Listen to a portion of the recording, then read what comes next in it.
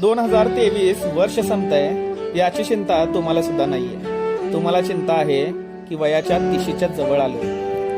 30च्या जवळ आलोय आणि मागं काय केलोय याची चिंता तुम्हाला आज सतावते. की आयुष्याचे 30 वर्ष कसे घालवलो आणि त्यामध्ये काय साध्य केलं, हाच प्रश्न स्वतःला स्वतःविरुद्ध उभा करून विचारावासा वाटतो. स्वतःला प्रश्न विचारत असताना समाजाच्या प्रश्नाचा गोंधळ सुद्धा डोक्यामध्ये होतो. 30च्या जवळ आलायस, लग्न कधी करणार आहेस, नोकरी कशी चालू आहे, घर कसा सांभाळतोयस, घरातनं प्रेशर असतं ते वेगळंच. आता या सगळ्या प्रश्नांना तोंड देत असताना की स्वतःसाठी मी काय केलो, हा सुद्धा एक प्रश्न स्वतःसमोर उभा राहतो. पण या सगळ्यांना तोंड देत असताना माझ्या स्वप्नांचं काय केलं, हा प्रश्न कुठेतरी बाजूलाच राहतो. तुमचं सुद्धा असंच होतंय का?